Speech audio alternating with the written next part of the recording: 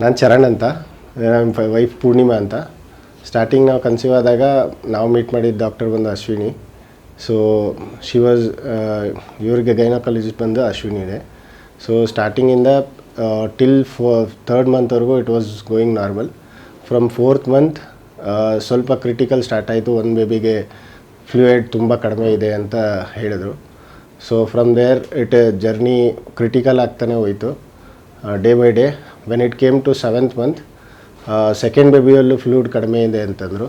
So ಇಮಿಡಿಯೇಟಾಗಿ 7th ಮಂತಲ್ಲೇ delivery ಮಾಡಲೇಬೇಕು ಅಂತಲೂ ಹೇಳಿದ್ರು. So but 7th month is prematured, very prematured.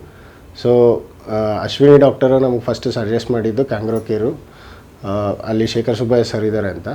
So he will handle well and ನಿಮಗೆ ಮಗುನೂ ಗ್ಯಾರಂಟಿ ಕೊಡ್ತಾರೆ ಅಂತ ಹೇಳಿದ್ರು.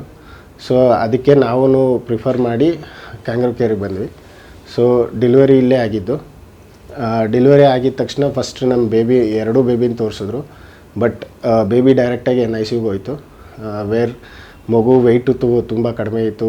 ತುಂಬ ಕ್ರಿಟಿಕಲಲ್ಲಿ, ಆ್ಯಕ್ಚುಲಿ ಮೇಜರ್ ಕ್ರಿಟಿಕಲಲ್ಲಿ ಬಂದು ಗರ್ಲ್ ಬೇಬಿ ಇದ್ದಿದ್ದು. So girl baby was like they said it is 50-50 chances, ಅಷ್ಟು ಕ್ರಿಟಿಕಲಲ್ಲಿತ್ತು. There was like they have not given hopes for 3 ಡೇಸ್ವರೆಗೂ ಹೋಪ್ಸ್ ಕೊಟ್ಟಿರಲಿಲ್ಲ.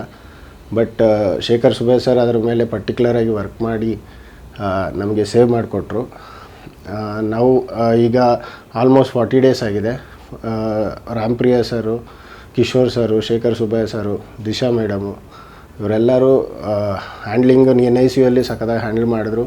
ಪ್ಲಸ್ NICU ಸ್ಟಾಫು ಅಷ್ಟೇ, NICU ನರ್ಸಸ್ಸು ಬೇಬಿನ ಕೇರ್ ಮಾಡೋದಾಗಲಿ, ಪ್ರತಿಯೊಂದು ನೋಡ್ಕೊಳ್ಳೋದಾಗಲಿ, ಪ್ಲಸ್ ಮದರ್ಗೆ ಟ್ರೈನಿಂಗ್ ಕೊಡೋದು, ಹೇಗೆ ಹ್ಯಾಂಡಲ್ ಮಾಡಬೇಕು ಬೇಬಿನ, ಬೇಬಿ ಹೆಂಗೆ ನೋಡ್ಕೋಬೇಕು, ಪ್ರತಿಯೊಂದು ಹೇಗೆ ಚೆಕ್ ಮಾಡಬೇಕು, ಪ್ರತಿಯೊಂದು ಟೈಮಲ್ಲಿ ಹೆಂಗೆ ಹ್ಯಾಂಡಲ್ ಮಾಡಬೇಕು, ಕ್ರಿಟಿಕಲ್ ಟೈಮ್ಸ್ ಬಂದಾಗ ಏನು ಮಾಡಬೇಕು, ಪ್ರತಿಯೊಂದು ಎಕ್ಸ್ಪ್ಲೇನ್ ಮಾಡಿದ್ರು.